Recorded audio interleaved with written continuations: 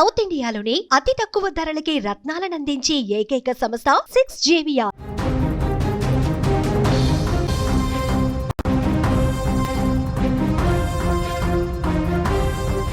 చేవేళ్లలో జరిగిన రోడ్డు ప్రమాద దృశ్యాలు ప్రతి ఒక్కరిని కూడా కన్నీళ్లు పెట్టిస్తున్నాయి. ఒకే కుటుంబంలో ముగ్గురు అక్క చెల్లెళ్ళు చనిపోవడంతో ఆ కుటుంబంలో తీవ్ర విషాదం నెలకొంది.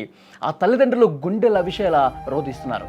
అక్క చెల్లెళ్ళ మృతితో పూర్తిగా కూడా ఆ తాండూరు పట్టణం, ఆ ఇంటి పరిసర ప్రాంతాలన్నీ కూడా పూర్తిగా విషాదంలో కూరుకుపోయిన పరిస్థితుంది. అక్క చెల్లెళ్ళు తనూష, సాయిప్రియ, నందినిగా గుర్తించారు. హైదరాబాద్లో వాళ్ళు చదువుకుంటున్నారు. ముగ్గురు అక్క చెల్లెళ్ళు కూడా హైదరాబాద్లో చదువుకుంటూ ఉన్నారు. హైదరాబాద్ వెళ్లేందుకు ఉదయాన్నే వాళ్ళు తాండూరులో బస్ ఎక్కి వస్తున్నటువంటి క్రమంలో మార్గ మధ్యలో ఈ ఘోర ప్రమాదం జరిగి ఆన్ ది స్పాట్ ఆ ముగ్గురు అక్క చెల్లెళ్ళు కూడా చనిపోయినటువంటి పరిస్థితి. గమ్యస్థానానికి చేరుకోకముందే ఈ ఘోర రోడ్డు ప్రమాదంలో ముగ్గురు చనిపోయారు. మీరు దృశ్యాల్లో చూస్తూ ఉన్నారు స్క్రీన్ మీద. ఆ ముగ్గురు అక్క చెల్లెళ్ళు కూడా తమ అక్క వివాహం సందర్భంగా ఎంతో సరదాగా, ఎంతో సంతోషంగా ఆ వివాహ మహోత్సవంలో పాల్గొని ఎంతో చక్కగా ఆనందంగా గడిపినటువంటి పరిస్థితి. ఆ ఫోటోలో కూడా మీరు చూస్తున్నారు. ఇదే వారి చివరి జ్ఞాపకంగా మిగిలిపోయినటువంటి పరిస్థితి. ఆ వివాహం రోజు వారి అక్క వివాహం రోజు కుటుంబ సభ్యులు, బంధువులు, వాళ్ళ దగ్గర ఆ వివాహానికి వచ్చినటువంటి ఫ్రెండ్స్ అందరితో కూడా ఎంత చక్కగా, ఎంత ఉల్లాసంగా, ఎంత ఆనందంగా గడిపినటువంటి ఆ జ్ఞాపకం తాలూకు ఫోటో మీరు చూస్తూ ఉన్నారు. ఇక అదే వారి చివరి జ్ఞాపకంగా మిగిలిపోతుందని చెప్పి అస్సలు ఊహించినటువంటి పరిస్థితి. ఆ ఫోటో వాళ్ళు ఎంత సంతోషంగా ఉన్నారు చూడండి. ఆ ఫోటో చూస్తుంటేనే మనకు అర్థమవుతుంది.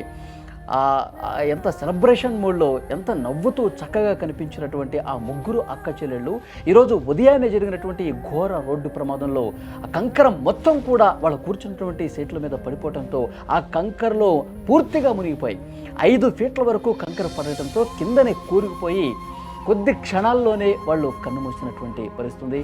చాలా అంటే చాలా ఘోరమైనటువంటి ప్రమాదంగా కనిపిస్తోంది.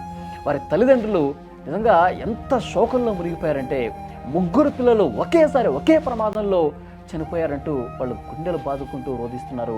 ఆ తల్లి అయితే సొమ్మసిల్లి పడిపోయింది కూడా.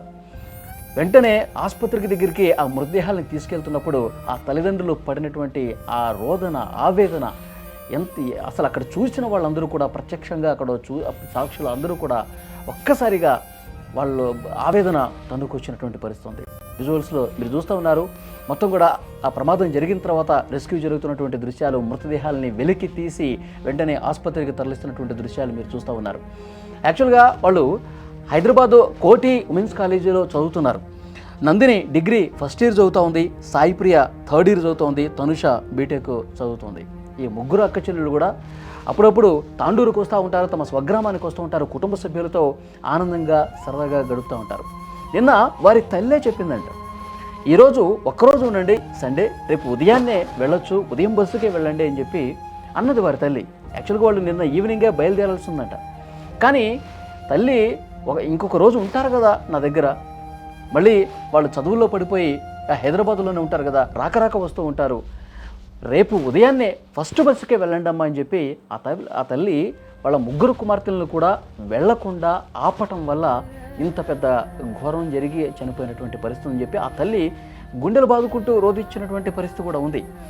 నేనే నా చేతులారా నా పిల్లల్ని నేనే పోగొట్టుకున్నానంటూ ఆ తల్లి బాధపడినటువంటి సందర్భం ఉంది. నిన్న ఆదివారం రోజు నేను పంపించి ఉంటే హైదరాబాద్కి వాళ్ళు ఈరోజు బతికి ఉండేవాళ్ళు కాదా అని చెప్పి ఆ తల్లి రోధించిన పరిస్థితి. ఆ తండ్రి కూడా ఆ గుండెల్లో ఆ బాధని దిగమింగుకొని మాట్లాడుతున్నటువంటి పరిస్థితి.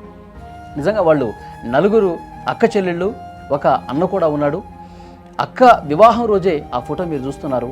ఇదే చివరి జ్ఞాపకం అయిపోయినటువంటి పరిస్థితి. ఆ కుటుంబ సభ్యులు, వాళ్ళ బంధువులు అందరూ కూడా ఆ స్పాట్లో రోధిస్తున్నటువంటి పరిస్థితి. ఒక్కసారి మీరు స్క్రీన్ మీద విజువల్స్లో చూస్తూ ఉన్నారు. వివాహం సందర్భంగా ఆ ఇంటికి ముందు వేసినటువంటి పందిరిని చూడొచ్చు, ఆ ఇంటికి వేసినటువంటి సున్నం కావచ్చు, వివాహం సందర్భంగా అలంకరించుకున్న అలంకరణలు అన్నీ కూడా అదే విధంగా ఉన్నాయి. గత నెల 15వ తారీఖు జరిగింది. ఇంకా నెల కూడా గడవక ముందే మమ్మల్ని వదిలేసి వెళ్ళిపోయారా అంటూ ఆ కుటుంబ సభ్యులు, ఆ తల్లిదండ్రులందరూ కూడా కింద కూర్చొని గుండెలు బాదుకుంటూ రోధిస్తుంటే నిజంగా చూస్తున్న ప్రతి ఒక్కరూ కూడా కంటతడి పెడుతున్నటువంటి పరిస్థితి ఉంది. ఇలా ఎన్నో కుటుంబాలు ఛిద్రమైపోయినాయి, ఎన్నో కుటుంబాలు శోక సంద్రంలో మునిగిపోయినటువంటి పరిస్థితి ఉంది. ఈ ప్రమాదం నిజంగా తెలంగాణ చరిత్రలోనే ఇంతటి ఘోర ప్రమాదం, ఇంతటి పెను ప్రమాదం, విషాదం జరిగినటువంటి పరిస్థితులది ఈ మధ్యకాలంలో. ఇంకా కర్నూలు బస్సు ప్రమాదంలో 20 మంది చనిపోయారు. ఆ బస్సు ప్రమాదం ఇంకా తెలుగు రాష్ట్రాల్లో ప్రతి ఒక్కరి కళ్ళల్లో మెదులుతూనే ఉంది.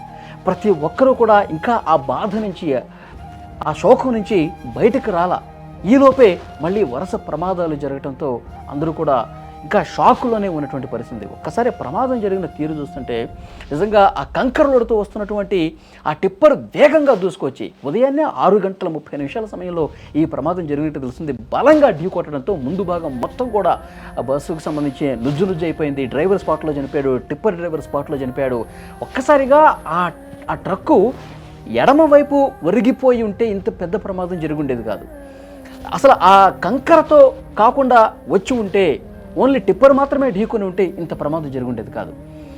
భారీ లోడుతో టన్నుల కొద్దీ కంకరతో వచ్చినటువంటి ఆ టిప్పరు బస్సుని ఢీకొని కుడివైపుకు ఒరిగిపోవటం వల్ల బస్సులో కుడివైపు కూర్చున్నటువంటి ప్రయాణికులు మొత్తం కూడా ఆ కంకర మీద పడి గాయాల పాలై పూర్తిగా 5 ఫీట్ల వరకు ఆ కంకర మొత్తం కూడా బస్సులో ఒరిగిపోయి కంకర కింద కూరుకుపోయి చనిపోయినటువంటి పరిస్థితి. చాలా అంటే చాలా విషాదకరమైన ఘటన.